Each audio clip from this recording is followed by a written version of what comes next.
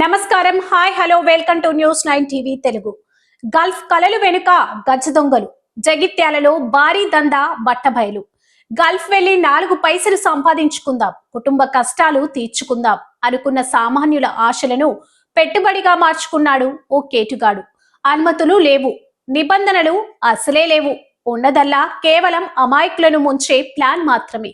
జగిత్యాల పట్టణంలో గుట్టు చప్పుడు కాకుండా సాగుతున్న భారీ మ్యాన్ పవర్ దందాను పోలీసులు ఛేదించారు. ఏకంగా 100కు పైగా పాస్పోర్ట్లు స్వాధీనం చేసుకోవడం జిల్లాలో కలకలం రేపుతోంది.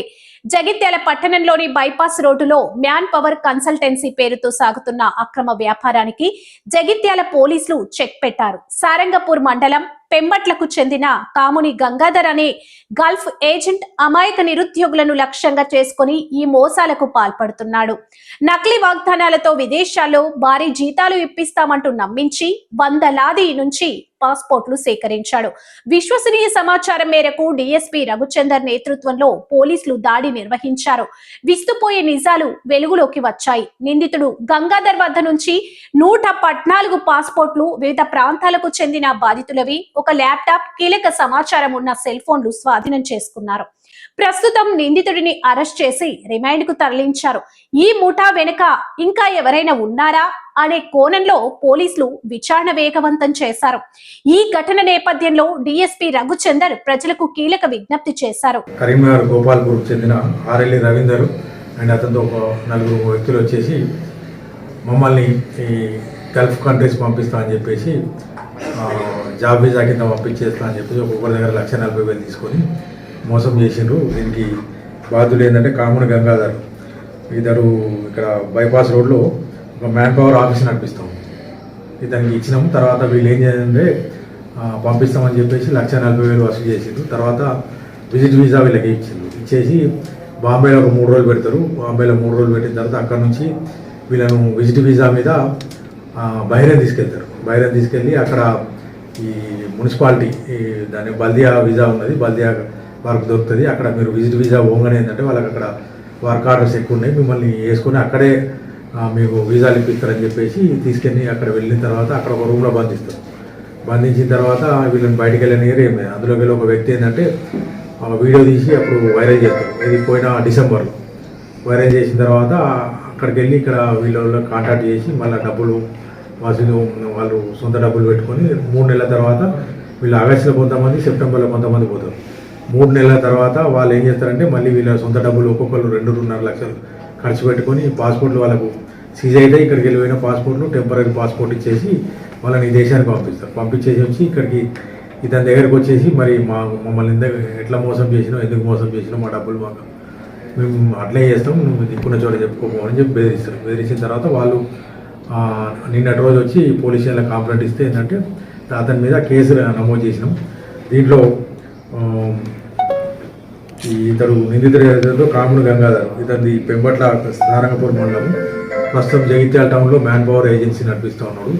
ఈ మ్యాన్ పవర్ ఏజెన్సీ కూడా ఇతని కాదు, ఒక నవీన్ అనే వ్యక్తి పేరు మీద అది ఉంటుంది. దాంతో ఒక అగ్రిమెంట్ తీసుకొని అతని లీజ్ అగ్రిమెంట్, అది కూడా ఇల్లీగల్, దాని పేరు మీద వీళ్ళు మ్యాన్ పవర్ ఏజెన్సీ నడిపిస్తూ ఉన్నారు. ఈ కంప్లైంట్ మీద కేసు నమోదు చేసుకొని మేము దర్యాప్తు ప్రారంభిస్తే ఇట్లా వీళ్ళ బాధితులు చాలామంది ఉన్నారు అని తెలిసింది.